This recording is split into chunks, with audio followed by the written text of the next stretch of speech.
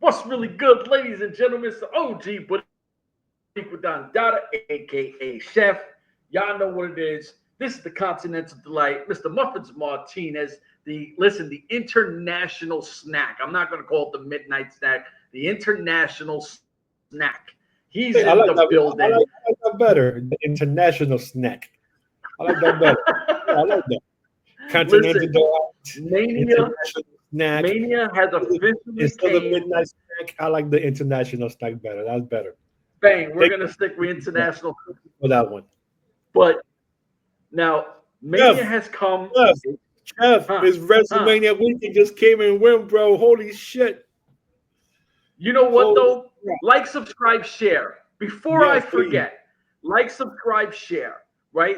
Keep it 1,000. We're on all audio platforms. So if you're listening, listen. If you want to see our handsome faces, come on YouTube. If you're watching us on YouTube and you don't think we're handsome, go to our audio platforms. You know what I'm saying? That's all I ask. We're at 800 something. We're almost at 1,000. You know, subscribe, man. We do what we do. Nobody gives you wrestling like we give you wrestling. Today's going to be a heated topic when we finally get to see. One more thing. There are better podcasts out there. Hold up. There are better podcasts out there. Podcasts have come and gone. We're still here. We're beginning in 2017 and it's 2025, and we're still here. We're not a flash in the pan. We just came in 2 weeks ago. Nothing like that. We're beginning in 2017, talking the same nonsense, trying to upgrade and trying to grow here, but we always stayed the same. We've never changed. We've never worried. We never bought any subscriptions. We've been here just grinding, taking it slow, and doing our own thing our own way. So if you're looking for something real, it ain't nothing real than Chef and myself. We are not going to lie to you. You know what? We might like a cup of tea, but we will never lie to you. Listen, the one thing that, let me just say this before we even go in. So we barely agree on anything, right? We don't get into none of this goofy yelling, screaming bullshit. You know, we like what we like. We don't like what we don't like. But we have fun doing this. We love doing what we do. I didn't know, because you had said something and it kind of rang true. Before we even go into the biggest news of the weekend that had nothing to do with what happened in the ring. The biggest news of the weekend happened to do right before Mania even started. So, which I was shocked. You had said, I'll be honest, I was shocked by the announcement. I figured it would have happened after WrestleMania, not before WrestleMania. So I think it was a tone setter because before we even go into that, what I was going to say is, when we were coming into this, you had said a lot of these matches feel like TV matches, right? And I was like, damn, he's right. And a lot of these matches, to me, didn't live up to what WrestleMania standards are. But we had some great matches at that too. So, yeah, there were some like, it was all right. But there was some really good shit. You know way more about AAA. So I want you to talk about it. I'll piggyback on it because I don't know much about it. But I'm going to tell you, the lady that's part of AAA intimidated the shit out of me. Yeah, bro, she looks like a fucking narco boss. Yeah, she hates it. You could tell she hates everything that happened. And she's the wife of the late owner of Mr. Peña, who owns AAA at that time, because AAA came in 1992. So they hit, 50 years or 40 years, 30 years or whatever they've been out for. So since 1992, they've been, trailblazing AAA. It's the home of La Parca, the original La Parca, LA Park. That's where he's from. A lot of the masters, El Hijo del Santo, El Santo wrestled there during the last couple of years, so they were there. Now, to break this down, this did not happen overnight. This has been years of cultivating deals, and I think when TKO bought WWE, I think that opened the wallets to, we have to expand, we have to look outside of the United States, and which they did.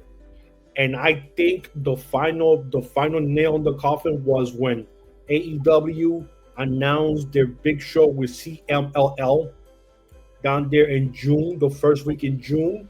I think that was, they said, you know something, we need to jump on this, finish the deal, and one up Tony Khan and AEW, because we know this is it's a pissing contest. Who could piss the longer and the fall? Tony Khan did this with CMLL. They did the show. Nothing happened. There was no buzz. People talked about it. Nothing. And then all of a sudden, Saturday comes, boom. WWE with TKO purchases AAA.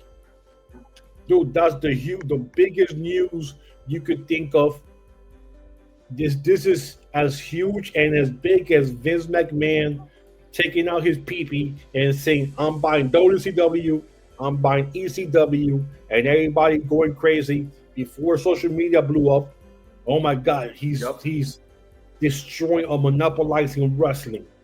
And because of that, we got TNA, we got, Ring of Honor we got TNA, we got Ring of Honor, because they all came out at the same time. And they just put more wrestlers out there to get into these companies.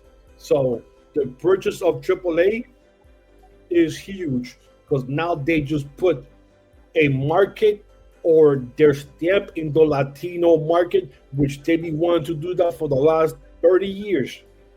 Since they got Rey Mysterio after WCW went out, they got Rey Mysterio, and they built Rey Mysterio around that as being, we want this guy to represent the Latino community. And over time, with the injuries, they try Sin Cara, they try Alberto El Patron, they try Andrades, and now they finally got Penta, and then they got Phoenix. So they said, okay, we finally got here. So what's the next step that you could do? Is get our biggest production in Mexico. Now you have the stamp there where now you could take that and turn that into an NXT Mexico or NXT Latin American, where you could take your own wrestlers from here, send them over there, and have them, learn that lucha libre stuff. Now you could bring people over here, put them NXT, and start some storylines, because now a week after, a week before AEW show, they're having the worlds collide. So it's WWE, NXT, and AAA, all in one big show down in LA or whatever it's at. But this is going to culminate into NXT Mexico or NXT Latin American, where you're going to be able to get those guys exposure now in the States. And who was the only wrestler that was there when they had this big, all the wrestlers in the back, and they had all the Latino wrestlers sitting in the back? The one guy from AAA that is the biggest star since La Parca and Rey Phoenix and La Penta, El Hijo de Vikingo. And they already changed his name to Vikingo, period. And he made his presence known at WrestleMania Day 1 when Chad Gable's whatever against Phoenix, he was there. He already put the little seed when he pushed Chad Gable. So you already know next week, a couple of weeks, you're going to see Vikingo already getting implemented into United States programming. Because what we saw with WCW, when they bought WCW the first week, they had a bunch of WCW guys coming in and all the stuff. Now it's going to be different. Now you're going to see little sprinkles here and there into the thing. Now it'll be interesting what Cousin Tony does, how he takes the next move. Does he go and say, something, screw this, I'm going to buy CMLL? And folks, CMLL has been out longer than WWE. They've been out for 93 years. That company is in the 30s. They've been out doing their show. It's been owned by the same family. The father was first, then the son was second, and then the junior has taken over. So it's been in the family for the last 93 years, going down the line. They own their own places, their own stadium where all the shows are being done, so the money stays in that place. They know, Tony Khan's going to go, I need to one up WWE. So what's one upping? Buying CMLL, which is the longest running wrestling company in the world, 93 years and counting, and making it there. Now you're going to destroy the Latin American community because now the two biggest companies are being bought, but then you still have Crash Lucha. And then I'm going to throw something out there. I'm going to throw something crazy that I thought about last night when I was sleeping and my head just starts going just crazy in a dream. Imagine next year with all this, and then there's rumors that they're already talking with WWC in Puerto Rico, which is the oldest one wrestling company in Puerto Rico that I grew up watching with my granddaddy, crying on his lap when I was 7 years old because Abdullah the Butcher was killing Carlos Colon on TV. And we were watching the black and white TV, and you could see the blood, but we knew that shit was blood. So if they partnership with them or they buy them, you have now another company, Latin America in Puerto Rico. Now, just imagine you can literally just now go and we're having a PLE here in Mexico. You're having a PLE now in Puerto Rico, and it's easier because now it belongs to you. Now they go out and they purchase TNA before the end of the year. So now you have one in Mexico, Puerto Rico, and your own wrestling company, and you make that TNA into like an NXT TNA thing. Now imagine starting next year, Royal Rumble. You have 3 different companies that you own. Royal Rumble goes from 1 day to a 2-day extravaganza, Saturday and Sunday. Imagine WrestleMania becoming a 3-day event, Friday, Saturday, and Sunday. And then you finish it with SummerSlam becoming a 2-day extravaganza, Saturday and Sunday. Why? Because you have different companies and you have the wrestlers to do it now. And people are going to complain, oh my God, that's too much wrestling. There's never too much wrestling because there's people like us that are going to go there and we're going to buy the shows. We're going to be there in person. And what's more important than having a show in a city is all that money coming into that city or that state. Yep. I'm pretty sure Vegas did 200 million easily this past weekend or more. Imagine WrestleMania. I don't want to cut you off. I don't want to cut you off, and because I want you to go back into it, and I'll unpack my bag after you're done. But let me explain something to people who might not understand what you're saying. When the Super Bowl goes into your city or your wherever it's going to be, the revenue that comes along with the Super Bowl is ridiculous. Why do you think all these countries bid for the Olympics? Because when the Olympics come to your country, billions of dollars are changing hands. WrestleMania, when it's in your city, the money between hotels, the restaurants, whatever kind of events, like when it was in Florida, you have Disney, Universal, SeaWorld, Old Town, doesn't matter. All these places that have these little spots, they're going to make more money because WWE is there. A regular drive, when WWE, they're going to make more money. They're going to make more money in 2 days than the whole year. Oh yeah, listen. What took me let's say 55 to an hour to get from where I lived to when I worked at Universal, when WWE was there for, I think it was in Orlando. When they were in Orlando, that shit took me 2 hours to get to work on like 2 days before work. That's how much traffic of people are around doing everything around the city, right? Because WWE is there. Yeah, you're going to go, you're going to take your pictures, you're going to do all the cool shit because they set up around the venue and you know, it's like a great photo op. But after you take your pictures and the show's not going on, you go somewhere else. So traffic builds. But the money that's changing hands between all these kind of venues that we're talking about through food, beverage, and everything else, WWE brings billions of dollars into your city. Nobody's going to turn down WWE. Like, it is a cash cow. And if you get 3 days, let me tell you something.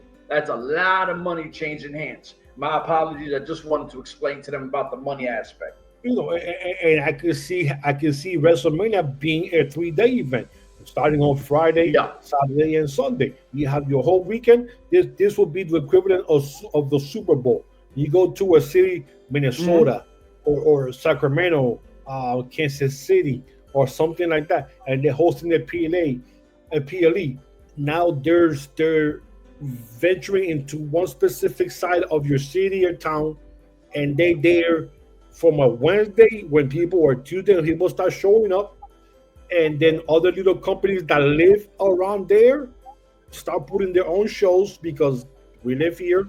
Let's start doing this show. We get people in. You start on a Wednesday, you go to Thursday, Friday early before WrestleMania day 1, before 7 o'clock or 6 o'clock, you're already done. Boom. They do it on Saturday, and the last day being Sunday. The revenue that city is going to make is beyond unbelievable, and it's worth it because it brings your employees, your little restaurants, mom and pop shops, little cafes and stuff are going to make more money in those 2, 3, 4 days than they made in the whole year, maybe 2, maybe 3 years combined. And that's the power of the WWE universe. People might call it, oh, it's a monopoly. No, it's not a monopoly because no one held a gun to anybody.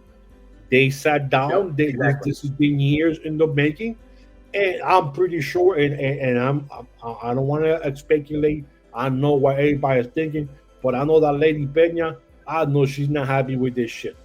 She's not happy with. She looks like a gangster. Oh yeah, she's.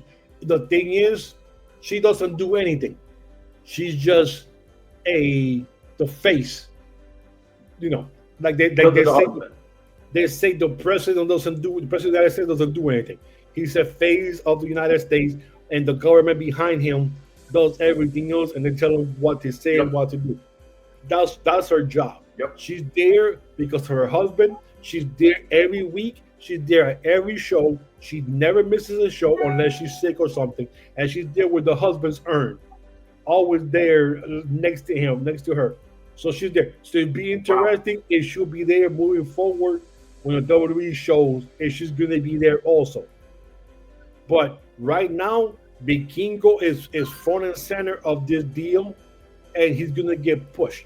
And unfortunately for the indie shows, he's not going to be in no more indie shows unless he gets permission from WWE.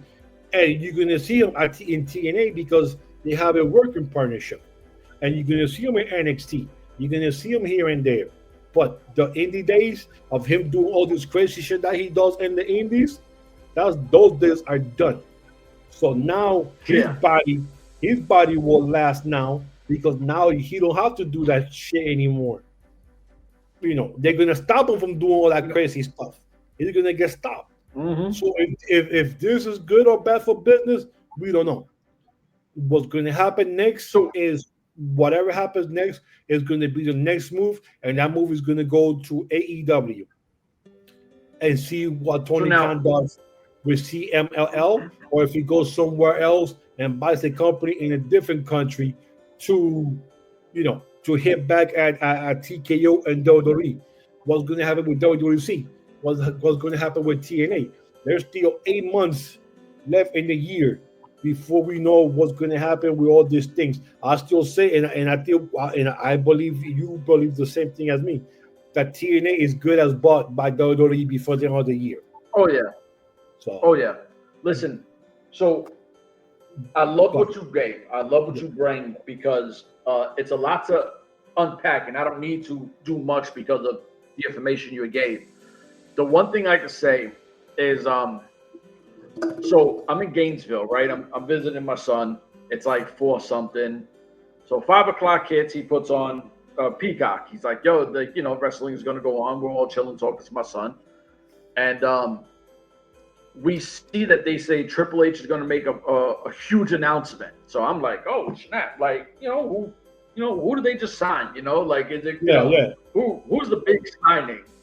And when they came and that or where is WrestleMania 2027 going to be held at? Because I think it's next year. Yeah, you know, is WrestleMania I think so. or so shit. No, California, isn't it? Oh no, I have SummerSlam no in idea. California, I think. But I'm pretty Yeah, I sure don't that remember. you think 2027, 2020 WrestleMania is going to be here, so they're already announcing it. Yeah, so when they came back and the stable of people were on that platform, I was like, now I only recognize one guy, and I'm not talking about the wrestlers. I recognize the one guy. I was like, oh snap, I've seen that guy before. When they said AAA, I was like, holy shit, right? Like, this is crazy. Then I see Vikingo back there, who we've been a fan of for a hot minute. Probably the most athletic person I've ever seen in ring in my life. The stuff he does is what you do with your 99 created wrestler that you would never see in real life. That's the kind of talent that this guy is. Stephanie McCoy, who looked absolutely radiant, stunning as ever. She's there holding the strap. I'm like, oh shit. Then I see the Garza brothers, right? And I'm like, it's in New Orleans next year. New Orleans, the Big Easy. So I'm like, oh shit. So I tell my wife, you don't remember Garza? He was in Impact Wrestling. We used to go. She's like, oh yeah, he was super talented. I said, yeah, well, long legacy. That's his brother. Blah blah blah. We see Pentagon. We see Ray Phoenix. You see Vikingo, like I said. Then you have, to me, who would be considered the greatest American luchador of all time, even though he's Mexican, Rey Mysterio. I think that his career is a bigger legacy in the States than what he had in Mexico, because he was young when he came over here to WCW, and we've seen that greatness. You had the greatest of all time, and then you had a plethora of people that arguably could be on that level at some point. Pentagon Jr., that's a veteran we've seen in every promotion, and he's won gold everywhere. Ray Phoenix, super talented. So I got super excited. I'm like, this is how you kick this shit off, right? This is huge.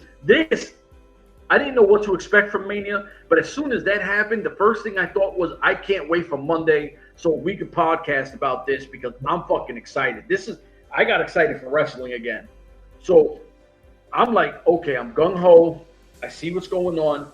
When you brought up the CMLL, I agree with you that Tony Khan might try to make that play, but the big difference is WWE can make that play with anyone because they're WWE, right? They are the standard of wrestling. If you think wrestling, you think WWE. AAA, CMLL, listen, they sell out crowds every time they drop a show. This is taking nothing away from them. But this is like, when you're the greatest basketball player, you want to play in the NBA. You know what I mean? Like, you want to play with the best competition in the world. That's where WWE is. Tony Khan does not have that same attraction to AEW outside of the pockets as a Triple H. So I'm not sure if CMLL will say, not maybe, because financially it makes sense, but CMLL is also, they play with a lot of other companies like MLW. They work with one of, I think, N.W.A, and you've seen WWE already send people to N.W.A, right? So there's a lot of things that WWE has gotten to play, and we all know that Triple H and TKO is messing with TNA. I was going to say, and CMLL has seen and survived the plague, the locusts, diseases, Black Monday, all that kind of shit. They see and they survived that. And the last thing they survived was COVID. And they're still 93 years and going strong. If you're selling something like that, it's going to cost. The problem with AEW is that they are not set yet. Raw is Mondays and Fridays. Monday and Fridays belongs to WWE. So AEW needs to take a page from that and start saying, okay, Wednesdays is ours. We have to have one show. And then if we move to Fridays or we move to Saturdays, keep it away from WWE days and make another show, and you split your brand the way how it should be done and you have storylines, but then you have to get Tony Khan out of it and bringing people that know the wrestling business side of things, like a Paul Heyman or somebody like that. You know, the same type of brain that's out there. And I'll throw this name out. I'll throw this name out here, like Eric Bischoff, who knows the business. You put him on your flagship on Wednesdays. You let him take the ball and say, okay, I need you to do the same crazy shit that you did back then with Monday Night Wars, but now it's Wednesday nights. And the best thing about it is there's no more NBA on TNT or TBS anymore starting next year. So now they have the open window to now take over on Wednesdays. This is the time to put a 2 or 3 hour show on Wednesdays from 8 to 11. Do your second show on Saturdays, 2 hours. You split the brand. And if you do get CMLL, now you have the two brands set up. And you do it that way, and that's your model that you have to do. You have to follow. WWE is there for a reason. They're showing you the model of what works and what's not. Now, if you either take it or you don't, and if you take it, just change things a bit. You don't have to call it the same way they do. You know, just change it, put a different name to it. If it's spin. You know what the problem is? Like you said, that Tony Khan's got to stay out his own way. I heard an interview with Triple H today that it surprised the shit out of me because I don't know. A lot of these wrestlers that are in WWE, you really don't know how they are outside of wrestling. So he was being interviewed, and he said the guy asked him something about with John Cena turning heel, how did that work? He said, I had called him up, and he goes, John is a great listener. He'll let you do your whole spiel. And then when you're done, he'll either say, I'm going to do this because I'm John Cena kind of thing. He said, I pitched a whole idea, 15, 20 minutes, just talking. I didn't even know if he was still on the line. I was just talking. He said, at the end of it, John Cena said, wow, that's incredible. I'm in. And the guy said, well, what was he in for? He said, what you've seen in Elimination Chamber. I broke down the entire thing, and I had me and my team sit there 5 days figuring out what could we pitch to Cena so when he retires, he doesn't go, damn, I should have took an opportunity to be a bad guy and not ever want to come back and say, I should have, could have, would have. So we got to present something to him that makes sense. And when we all came up as a group, he's saying all of the minds there came off with this one idea. And when I finally pitched him the thing, he was 100% go on it, and you have what you have now. He said, listen, everybody's complaining that John Cena barely wrestled to win a belt. What did he say on Friday? I'm not going to have to wrestle to beat you. He goes, it's storytelling. You people are forgetting the best part of wrestling is the storytelling. He's telling a story. He goes, you're mad at him, but think about it this way. What has John Cena heard his whole career? You suck. Nope. You only do 5 moves. Yep. Right? And he kept going with all the negativity through the fans. He said, so why shouldn't he repay it this way? Nope. And I was like, that's the creative shit that Tony Khan needs. He needs a team to make sense of things. Get the pride out of it that it's my show, I pay, I want to do this. Nope. No. Put someone in position to give the best product you can, so that the fans sit back and go, damn. Now, when I heard Triple H say this, I know he's a smart guy.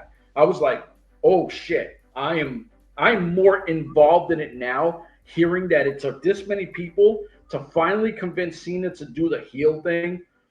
But what we got, we both were surprised when The Rock did and Cena kicked him in the nuts. Like, we never seen that coming. You said it. We watched wrestling since we were little kids, and we never expected that. That's the beauty of why we come on here as wrestling fans, and we're excited to talk this shit. Just Eric Bishop. He's a mind that was there from the WCW days and did TNA. There's Dutch Mantell. He's out there. Wrestler who also did bookings for years, Mid-Atlantic, and all these places. You got Vern Gagne, who used to be a wrestler, the owner of AWA back in those days, who's still out there. You have minds, wrestling minds, and then you get writers. There's Prince Jr., who's been trying to get a promotion for years, and he keeps saying about it. Yep. Give him some money. He's an actor. He knows how to write stuff. You bring him in, and you start writing stuff. You start pushing the envelope to an extent, and you have and you always have the veto power. I like it. I don't like it. I like it. You're Vince McMahon. You like this. I like this, but let's change this, and you tweak some stuff, and you go from there. You always have the final say. But sometime or some point, you're gonna have to elect someone to be the leader of this place, because you're gonna burn yourself thin, going crazy, try to do everything by yourself because it's your money. You want to be selfish. No, you gotta sometimes let other people come in and see what happens. But anyways, Chef, we already talked half an hour on just AAA and everything else, man. Let's get to the nitty gritty, which was WrestleMania night 1 and night 2, and give everything that we thought and we hated, because there was a lot of things that we did not agree on, like you always say, and there was a lot of shit that we not agreed on, and a lot of shit that I told you this is a TV match that should have been on Raw. Run it down. Let's talk all shit. Run it down. One question: who's the SmackDown champion? I can. What, Jey Uso? Oh, that's right, Gunther. Jesus Christ. He beat Gunther. Yes. So let's start with night 1, and that was the first match right there. Gunther and Jey Uso. So, now, only because I fucking wrote a post something about I can't believe Gunther lost and tapped out so fast, right? Yep. And some guy random, I should have screenshotted his app, because he sent me a whole bunch of like little videos. Salute to that guy on Twitter. He was like, well, this is kind of his bane. If you look at his career in WWE, he's weak to submissions. I was like, oh, okay. I didn't know that. I didn't know that when he gets put in submissions, he kind of taps real quick or he freaks out. I did not know that. So it's a little nugget, because he sent me a bunch of videos of as soon as it was applied to him, Gunther's ready to tap out, or he starts, squirming and freaking out. I was like, oh, okay. So it made sense why he tapped so fast. I expected Gunther to be a little more strong style with it, and it just felt like they mailed in this match. And I was like, I get it. The Yeet thing is over, right? Like everyone's Yeet. I get it, but like, I don't know. The match was like, it was average to me. This was a TV match. This is one of those TV matches that I think if it was a regular TV match, like, oh, it was a good TV match. But WrestleMania, to me, this was terrible. When I think of WrestleMania, I think of championship matches. Every championship should be defended at WrestleMania, period. Night 1 and night 2, everything. I was very surprised that this was the opening match, being your heavyweight title. Kind of give it a little respect that this is the heavyweight title and it's the opening match. So I was kind of surprised about that. The right person won, Jey Uso. I was surprised he won, but like you said, that whole Yeet shit is over, So I think the right person won. So yeah, this match definitely belonged on WrestleMania. The next match. So watch the wait. team match. I just gotta hold on. I gotta ask you, because my oldest, he kind of said something to me that made sense, and I was like, oh, I'll ask you because I know you pay attention. He said the person that got the most, who benefited the most from the bloodline is Jey Uso. More than Roman, more than anyone else was Jey Uso, because of all the stories with his brother, all the stories with Roman. So I was like, all right, I'll ask him because it makes sense to me. So I get why he got over, because he had the dopest transition of all the bloodline. Yes, which is true. And the interaction that he had with Sami Zayn, his whole relationship with Sami Zayn, that was huge. I mean, they definitely built Jey Uso slowly with everything that happened. The whole bloodline thing, who the hell knows, but this was the right call. Jey Uso, how long now people stay with him as the champion and stay behind him past SummerSlam, that's what we're going to find out. Now, my TV match that I said was a TV match on WrestleMania was the tag team belts. That to me Oh, felt and looked like a TV match, even though it should be on WrestleMania because it's the tag team titles. But that should have been a TV match. That was my TV match. yeah. The only thing I Like can say is there was no storyline at- whatsoever for this. Like this no. The wasn't only built thing out that of- I was impressed with, the only thing I was impressed with was the one white guy. I think one of them is Eric Rowan, right? yeah, Rowan. Okay, not Eric Rowan, the guy I don't know who it is. Okay. His athleticism for being as big as he was, Yes. I was like, okay, this guy's legit. So to me, I did not enjoy this match. I was like, yo, I could care less. I didn't even know the New Day was still a thing. So I'm like, whatever. Well, because now they're heels now, so Yeah, who cares? and they won the belts for the 13th time now. So yeah. So Jade Cargill, Naomi, this was built beautifully from how the whole shit started with Homegirl going through a windshield till finding out it was Naomi who did it. And then the little stories and how Naomi has been being transformed into this perfect heel and how she's like, I told you she's here to take our spots. And then she had one interesting interview in one of those shows, one of those little things before the WrestleMania, where she said, before this person, Becky Lynch, before Charlotte Flair, before everything, it was Naomi. Before Jade Cargill, Belair, all this, it was Naomi. Meaning, I've been here since everything. Before all these chicks were here, I've seen some come and leave, have a cup of coffee and leave. So I'm still here, but I'm still here. Like I've been here. And I was like, damn, the homegirl broke it down perfectly because she's been there.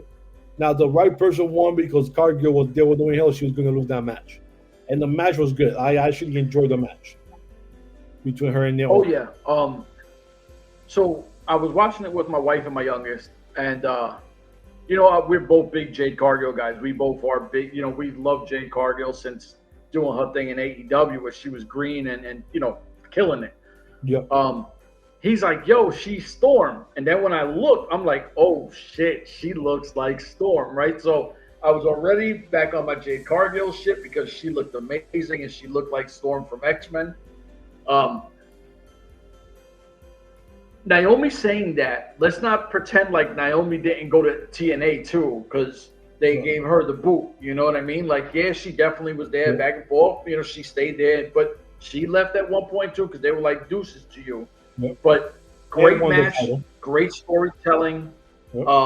I enjoy. Listen, I'm not a big Naomi fan. I think that a lot of times Naomi still feels green to me, but this was a Mania fight for her, and she showed up. So salute to her because she elevated her game for Mania, and I appreciate it. Right woman won.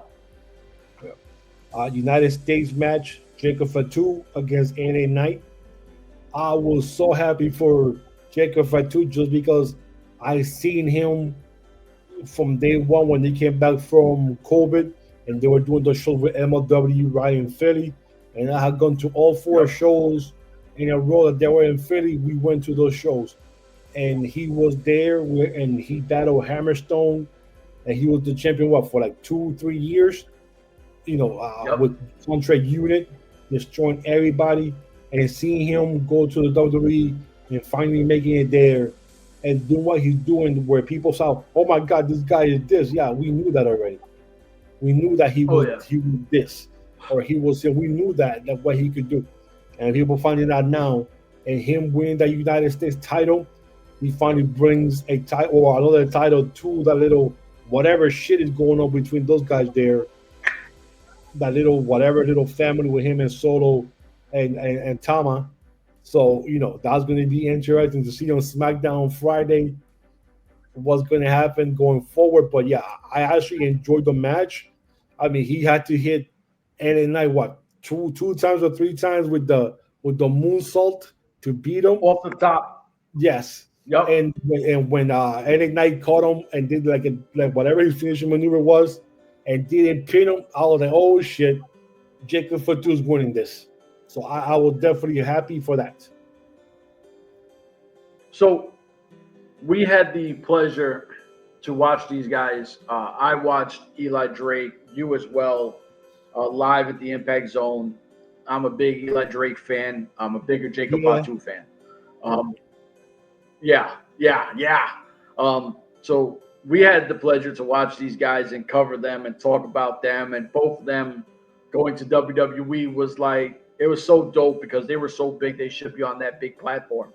Eli Drake coming up in the Mozzie. That's so Eli Drake. He looked $1 million. Great intro.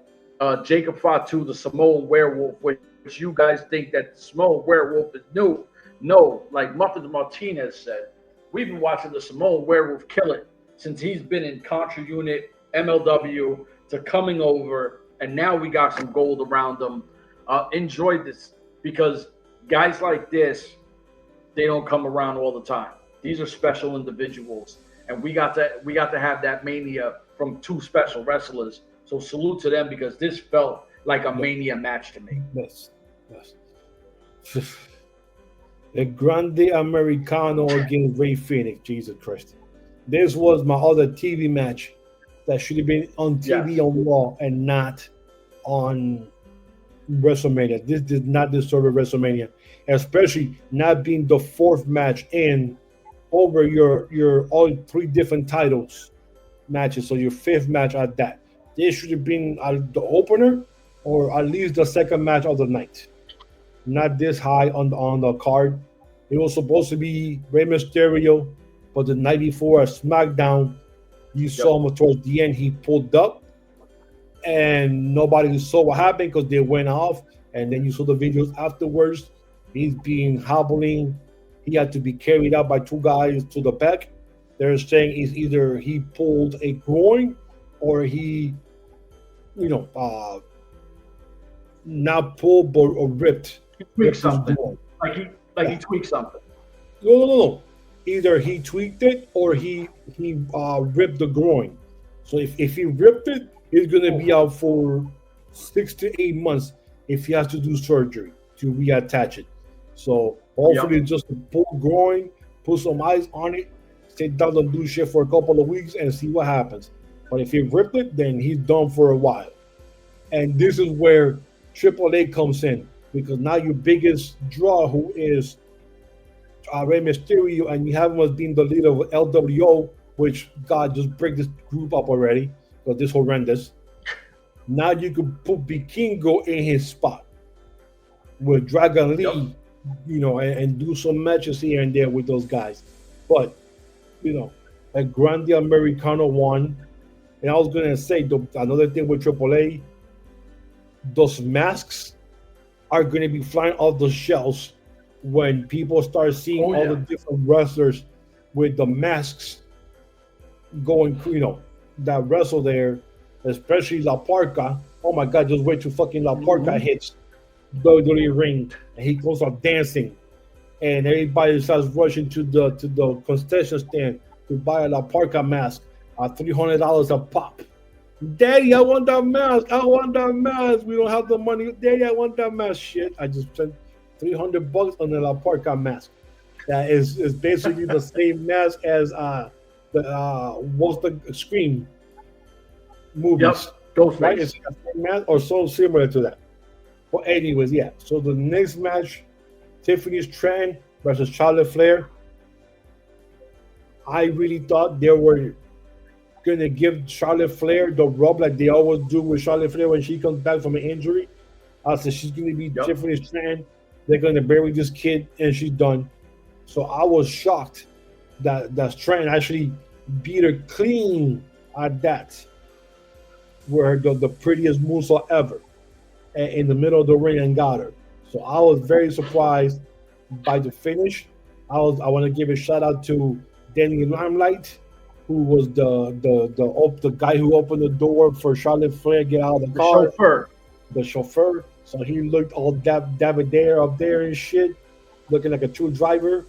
The man is a champion in a couple of companies, and he's also a stunt guy, and he's also been doing some stuff here and there on some episodes.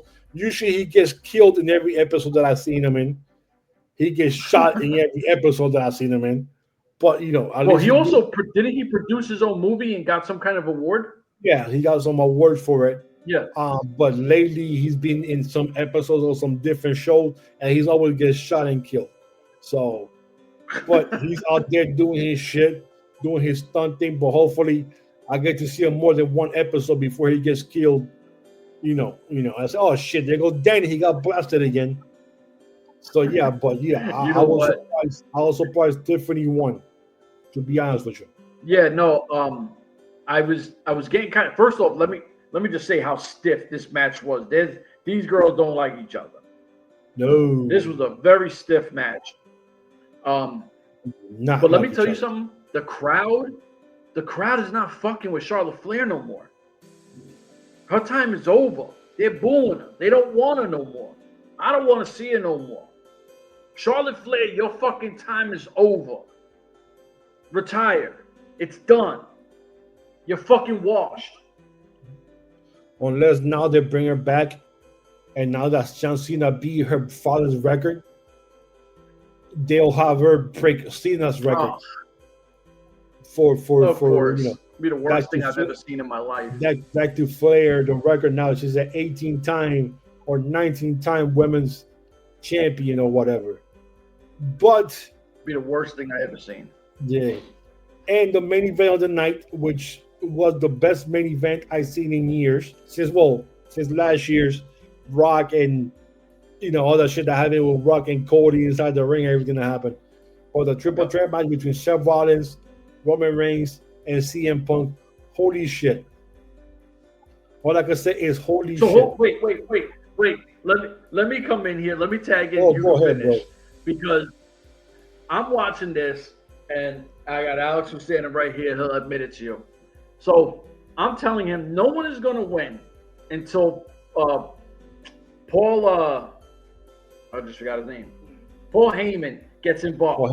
Don't worry about no counts. None of them matter until Paul Heyman does whatever he's going to do. So when Paul Heyman slides the chair to CM Punk, I tell them he's going to low blow him or he's going to grab the steel chair and hit him. Watch. He goes, whang, hits him. So they're like, oh, snap. They're like, oh.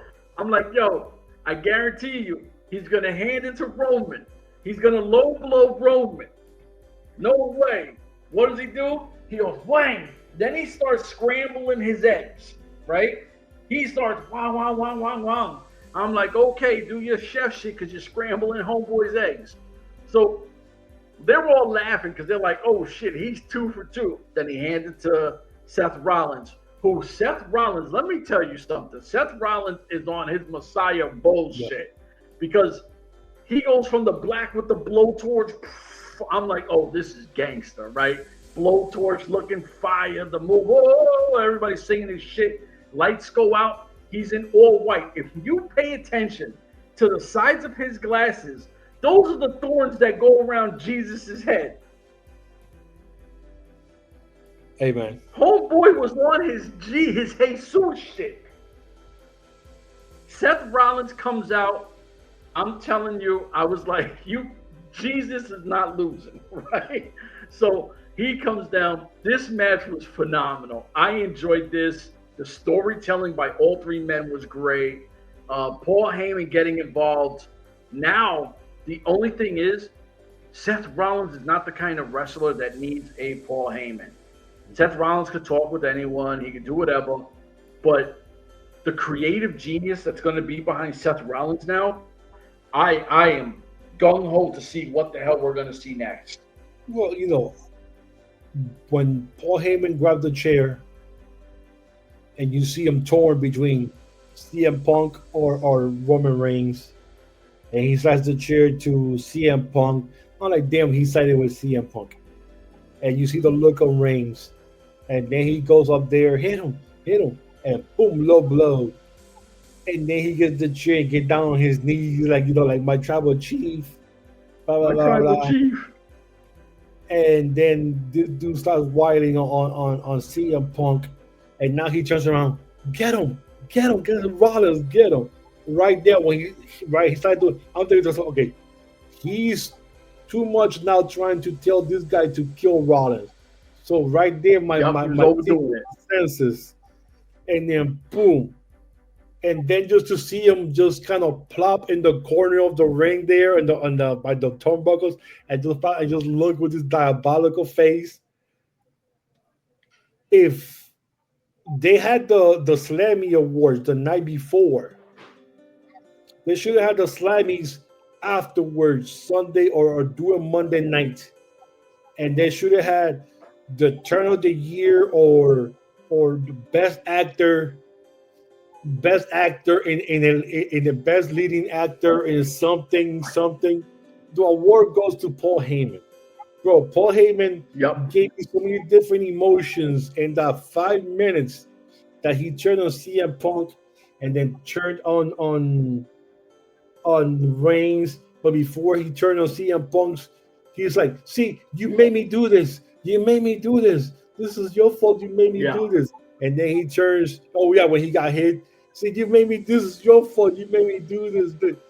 Dude, the emotions that this man goes through.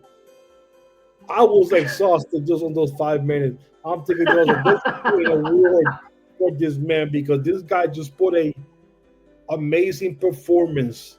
And like you said, it's all storytelling.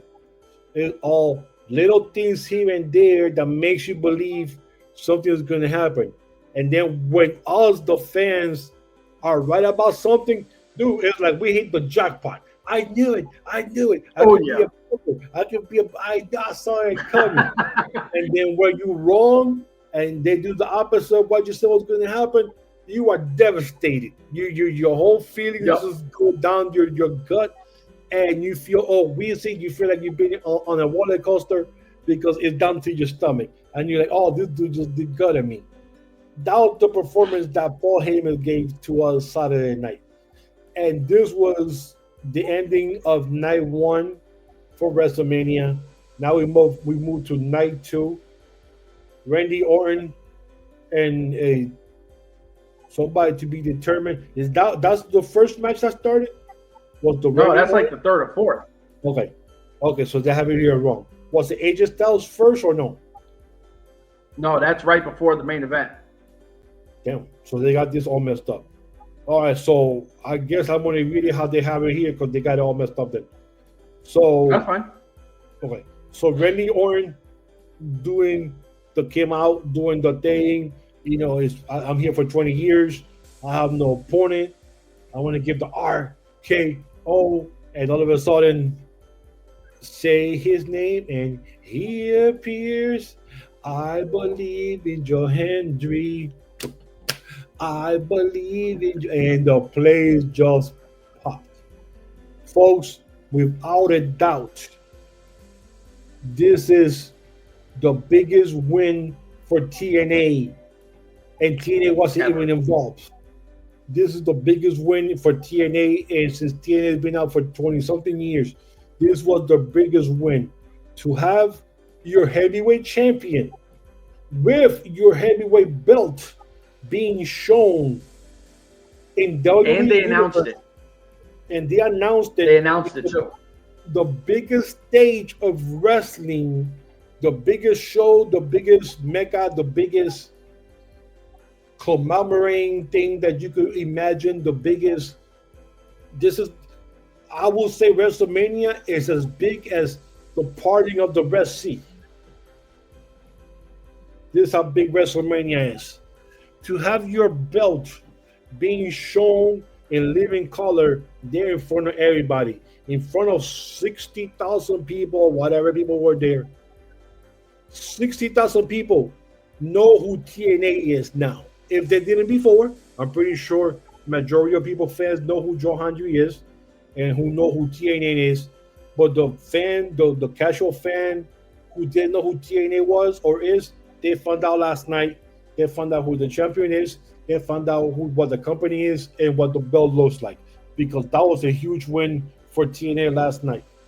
Now Joe Hendry comes in, everybody's slinging his shit. He does his classic move to the back. Everybody's eating it. RKO out of nowhere. Shit was funny. And yes, he lost, but TNA won. TNA won. Oh, listen. Then he raised Joe Hendry's hand for coming out, doing whatever, the hot little mini match or whatever. So you have to look at the big picture. TNA won this night for that reason alone. Yeah. And I was actually happy for us. You know, something that's kind of cool. Now, is it a squash? Yeah, he definitely crushed him, right? Like, he definitely whooped his ass. But let me explain something to you, the difference of a squash and what we saw yesterday. One, the fact that they mentioned the belt, they let him wear the belt, and the fact that Joe Hendry was on WrestleMania. This is the biggest match he's ever had in his life, and it's in a short amount of minutes. Biggest Randy stage Orton ever been in his life. Oh yeah, Randy Orton is one of the greatest we've ever seen. He's of his era. He's the Cenas. He's the Triple H's. He's the Rocks. He's those guys. He's Randy Orton. He'll never probably in his life again have a match of that magnitude, and it doesn't matter. But if you paid attention to how he transitioned, I'm talking Randy Orton, he did the RKO after, walking around, give him love, obviously did the Randy Orton, boom. But then he kind of did the quick little Joe Hendry thing just to make it a little fun. And he leans over and he taps Joe Hendry on the chest like, good shit, son. Like, you know what I'm saying? Like, he showed him respect. If you don't understand the difference, Randy Orton showing him props on that meant more than any amount of time he had in that ring. That let people know I fucks with this guy. Yes. So, huge spot for TNA. Huge spot for Joe Hendry. This is the biggest pop he's ever going to get in his life ever, unless he goes to WWE. But this was a huge win for TNA wrestling and TNA fans that have been with TNA since day one. We were with TNA since day one when they came out. They just lost us after COVID with a lot of bullshit that they were doing that we didn't agree with. And you see, something, I'm done with this. This is crap. Yep. We moved on. Anyways, so how they have it here is not how they have it, you say. But AJ Styles against Logan Paul, this was my TV match that should have been on TV. They should have been at WrestleMania. And how the hell do you get AJ Styles to lose to Logan Paul? I don't know why, but I see why, because Logan Paul is guy outside of wrestling. He brings eyes, so you understand why, but still, man, I don't know. I don't know why AJ Styles took the loss. I don't like Logan Paul. I don't like the guy. I don't like him outside. Logan Paul's an asshole in real life. We all know this, right? Does he bring eyes to WWE? 1,000,000%. Not like they need it, but he does bring extra eyes. Is he talented? Yeah, he can go. He's an athletic guy. AJ Styles is a generational talent. AJ Styles is one of the greatest that everywhere he's done. In Ring of Honor, AJ Styles was a mega. In TNA, there is no TNA without the likes of an AJ Styles, with other guys as well. But when I think TNA, I think him and James Storm. That's my biasness. But Bobby Roode, AJ Styles, Bobby Roode, absolutely. We can go. We're Impact guys. We go through a list. But he killed it in ROH. He killed it in Impact, TNA, Impact Wrestling. He killed it in New Japan, the biggest promotion outside of America, pretty much. Yeah. He killed it over there.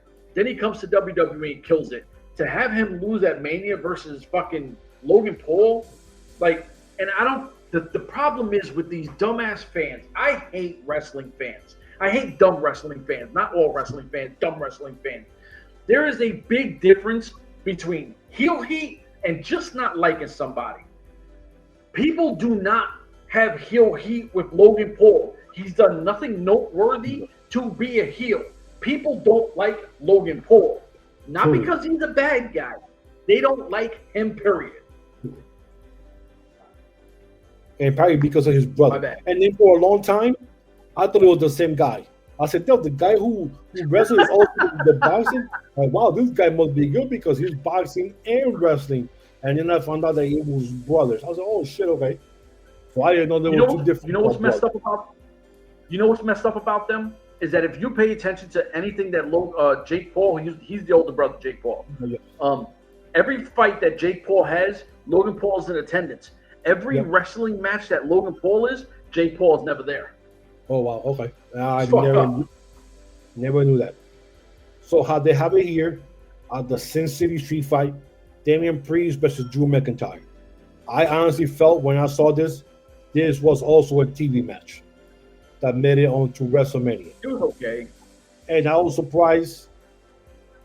Well, it would turn into a good match. I was surprised that Priest lost. But not really, because I think McIntyre was due for a win. So I was kind of torn between okay, so McIntyre was due for a win, so that's good. And I hated the Puerto Rican guy, of course, Damian Priest lose. And then he looked like he was hurt afterwards. Like I guess he couldn't. Someone had said that he actually got hurt. Okay, because he looked like he was short out of breath or couldn't breathe too much afterwards at the end of the match. So hopefully he's okay for Monday night. But yeah, this was to me should have been another TV match that made it into. Oh yeah, this would have been a good main event on a Raw or SmackDown. Because right now you have no United States Championship for the females, Chelsea Green, and you had the SmackDown Tag Team defended on Friday night and not on WrestleMania. So I thought that was kind of messed up on both of those titles not being defended on WrestleMania and put in for stupid matches like El Americano and Phoenix and stupid shit like that, wasting time. But yeah. Yep. What you thought about that match? No, I agree. Okay. No, I'm like whatever. Okay. The best match that I thought they have here was the Intercontinental Championship Fatal 4-Way. Braun Breaker, the champion, versus Dominic Mysterio versus Penta versus Finn Balor. Now, when I saw Finn Balor going for the pin, I said, "Oh shit, Finn Balor is going to win the champion." And then I don't know where fucking Dominic just comes flying in and splashes his own partner for his own group, and then pins him. I'm thinking, just Judgment Day is done tonight. Judgment Day is done on Raw because they're gonna kick out this dude's getting kicked out on Raw. That was the first thing I thought. I said, well, Finn Balor's getting kicked out of Judgment Day on Monday night. So it's wild because my wife instantly became a fan of Pentagon Jr., right? Walking. And, I'm a fan of this guy. I'm like, all right, cool. Alex likes Dirty Dom. He's a Dominic Mysterio fan, right? Okay. He loves Dominic Mysterio. So I like Braun Breaker. I like pretty much everyone in this fight. Finn Balor, to me, I could never get behind him in WWE because he's always seemed to, when that momentum goes, he gets hurt and he's out, right? So I never gravitate to Finn Balor. I was hoping he kind of came out more, what is it, the Demon Finn Balor or whatever? Yes. He did not. I was like, all right, cool, whatever. But hopefully at SummerSlam against Dominic. Yeah, exactly. This match was freaking awesome. Dominic had his spots. Finn Balor had his spots. Braun Breaker putting Carlito Caribbean Cool through the American announcer table. Bro, when's the last time you seen the American announcer table get broken before the Latino table? Yes, it's always the Latino because they're racist on all those shows. The Latino one's a prop. Break their table. It's a prop. But the Latino one stands. Braun Breaker puts Carlito through the table. This was a awesome match with a lot of crazy spots in it. Dominic, this is where a real heel, right? Dominic is so nuclear that when they hated him, it became into now they love him, right? Yes. Like, anything he does, last night, everywhere he went to. Yes. It's gravitating to him, and he's maturing in front of our eyes. we keep seeing Dominic level up. And as a wrestling fan, that's the thing that I love seeing the most. And I know you as well, that we're seeing, and I don't want to say because he kind of looks like Eddie Guerrero, I feel like we're seeing the next Eddie Guerrero. I think he's going to hit that mark. Yeah, so the triple threat for the women's champion, Io Sky, Rhea Ripley, Bianca Belair. I really thought that was the opener. Oh, that was the opener, okay. So they have it here up. Yeah. I thought Belair was going to win this match, to be honest with you. I didn't think Io Sky was going to keep the title. I didn't think it was that great of a match. It just really? I don't know. It never got me like, oh, what? Like, oh, shit. Oh, like, they never did. I was like, more like, okay. Oh, I loved it. Okay.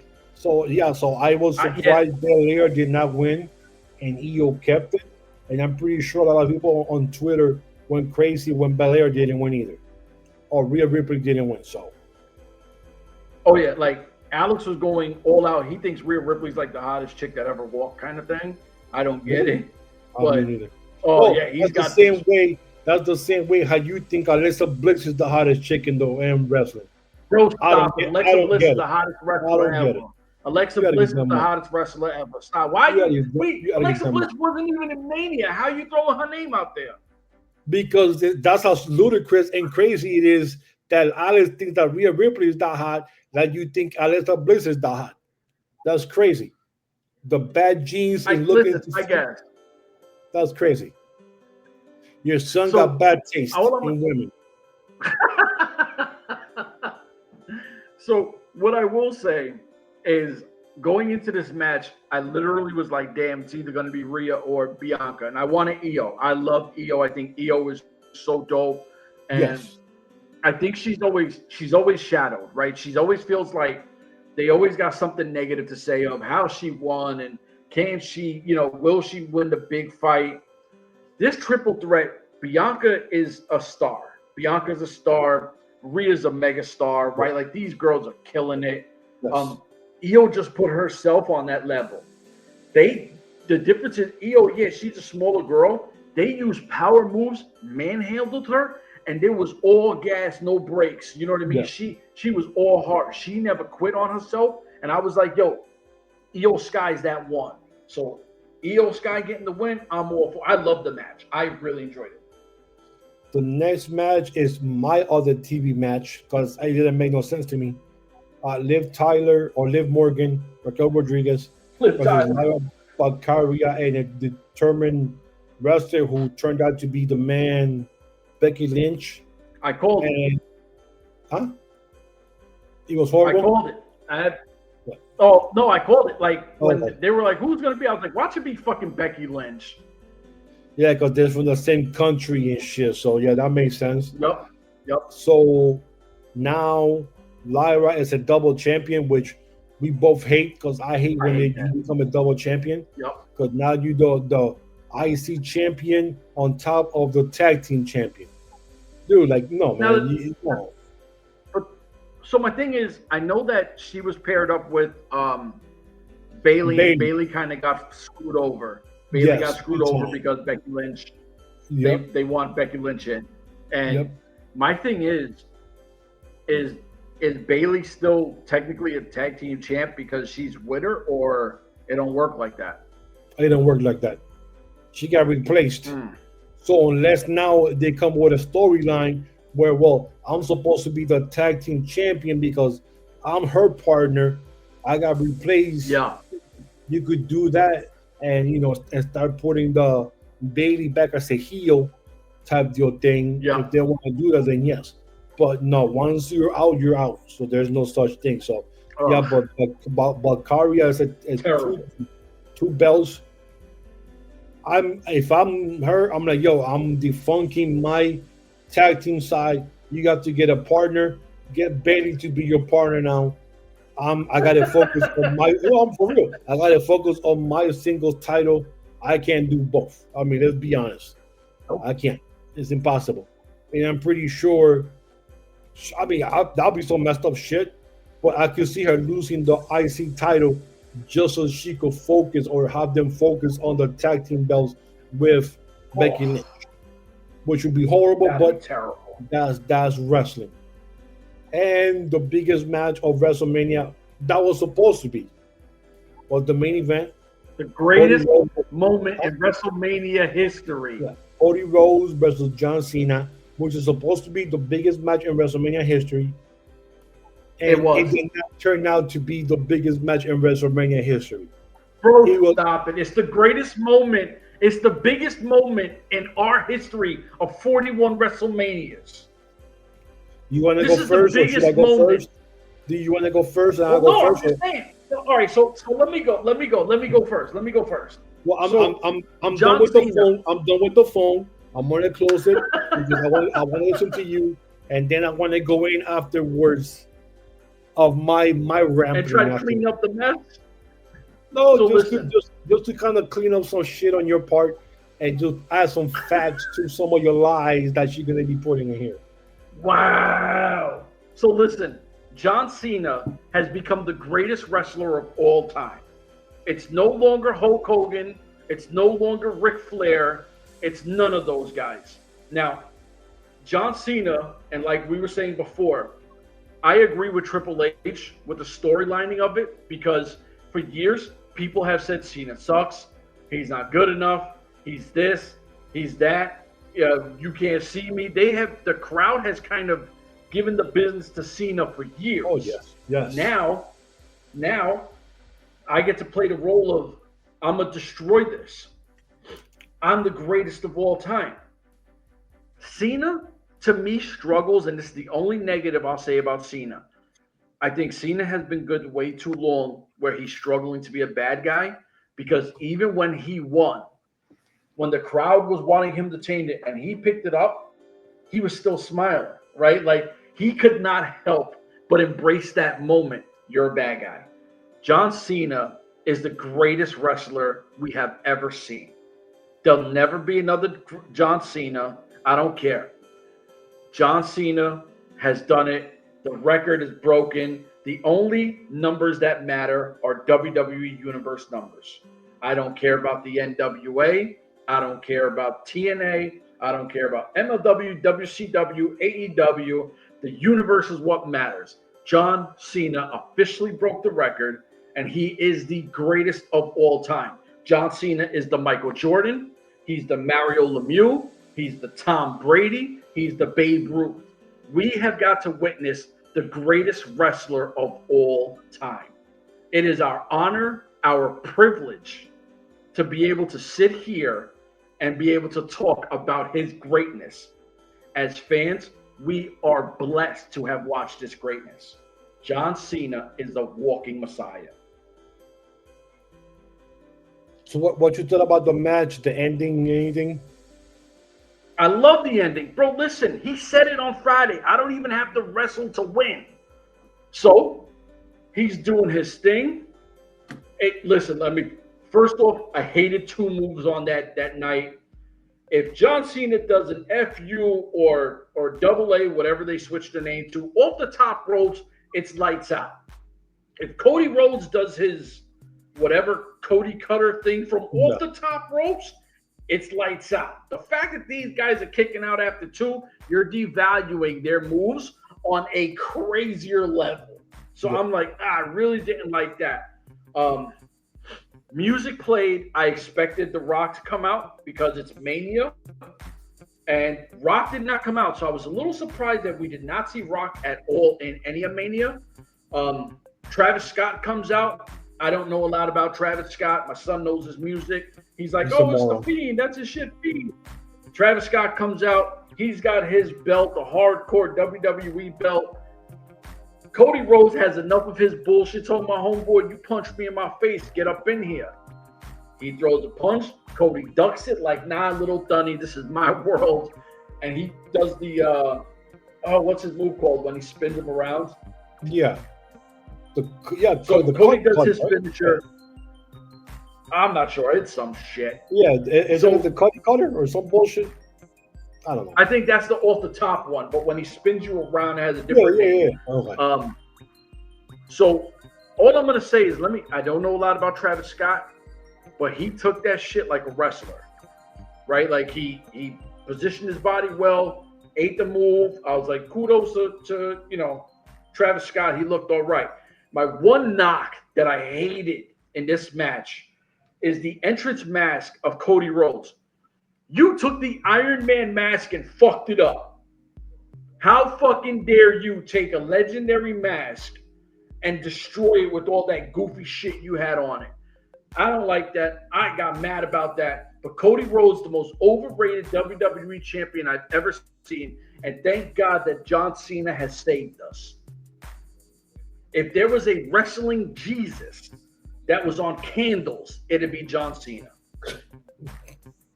Listen, John Cena's like the Virgin of Guadalupe, bro. Wow.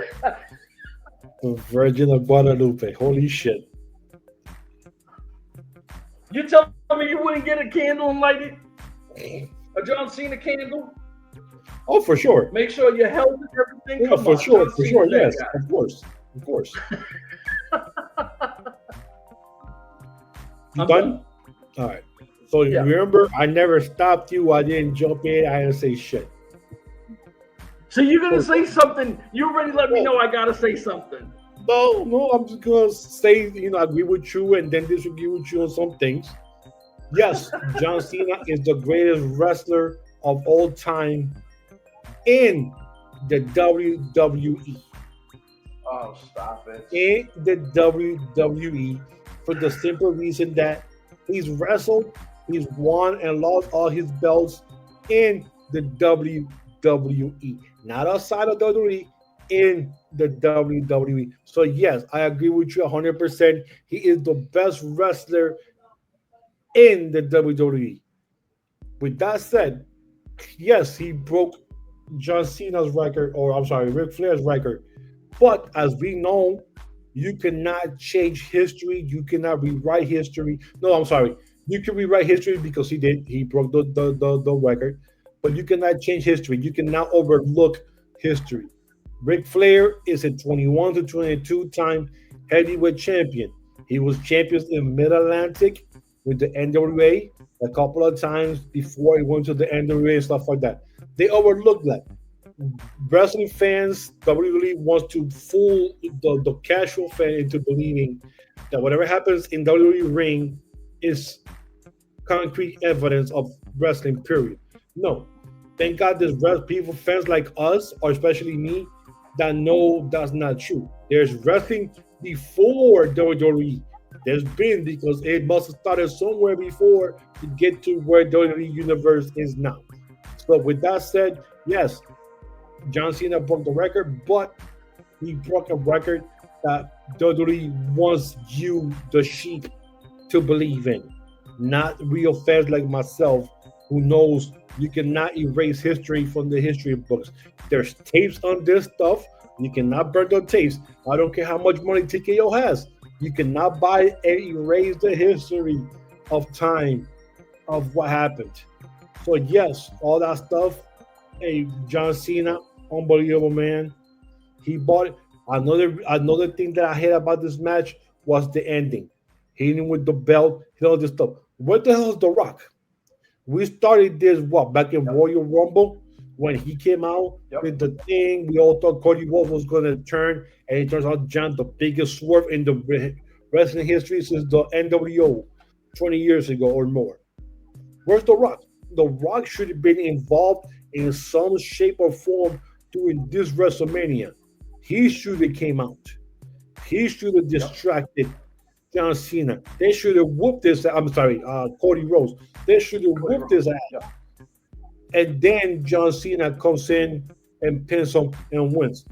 That's the way you would have finished night 2 of WrestleMania, except WWE gave us a dud of a finish of WrestleMania. Night 1 main event should have been the main event in night 2. The way how everything went.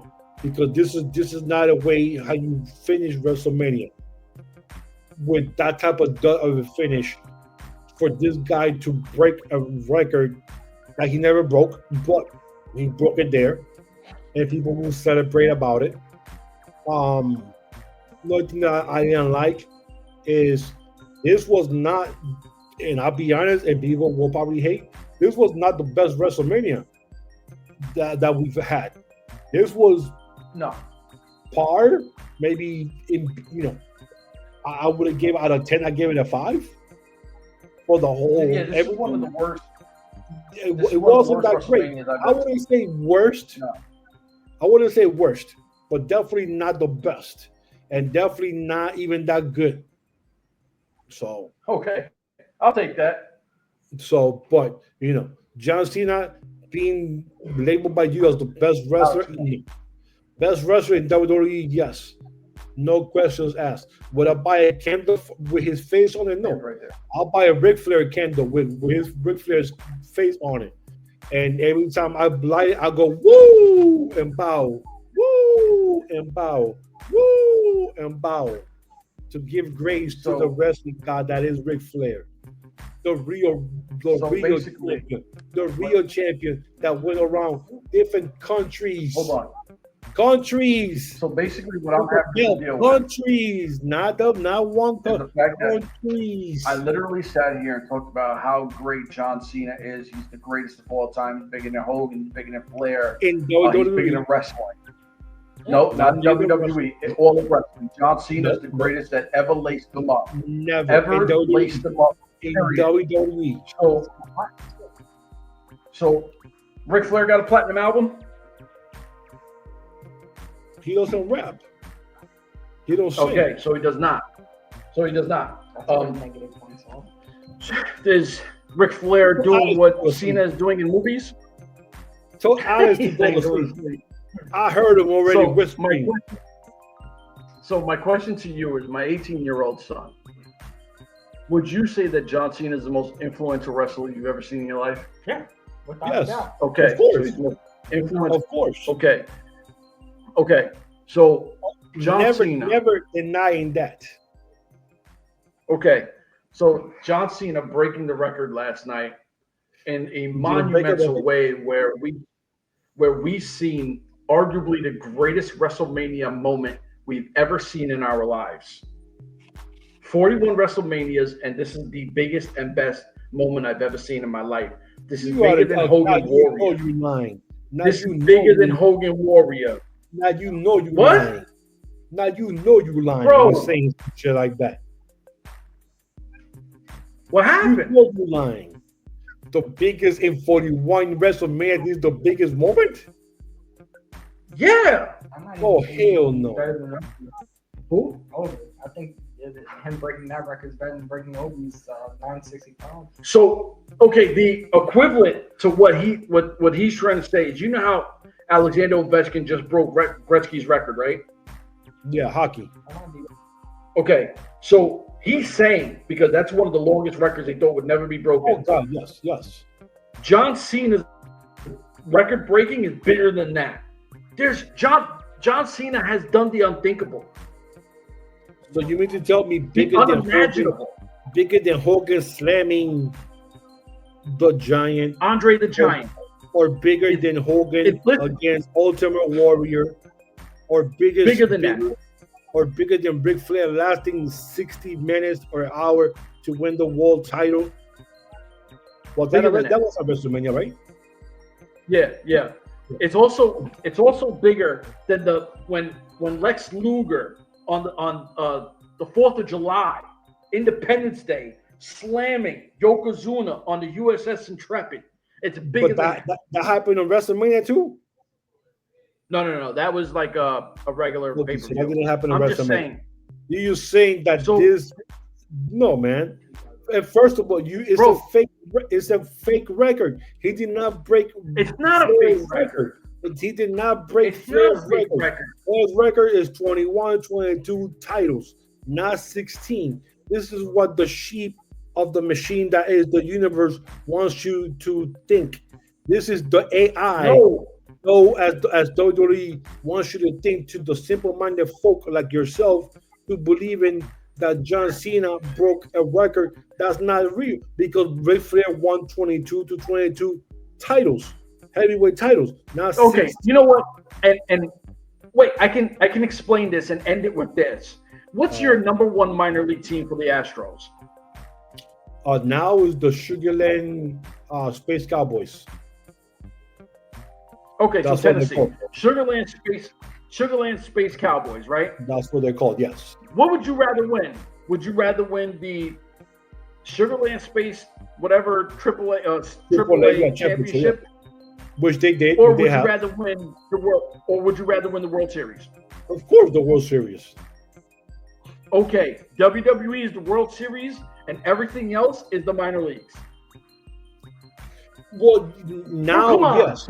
Come on. Now, yes. Now, in today's age of 2025, I agree with you 100% because that's exactly how it looks. WWE is the major leagues, and everybody else is below it. But yes, back then, when there was the territories and everything else, everybody came together. Everybody knows the history. You cannot erase the history from the books.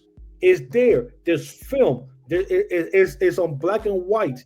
The black letters on behind white paper is written there. It's like the Bible. You cannot fake the Bible. That's what I'm saying. You cannot.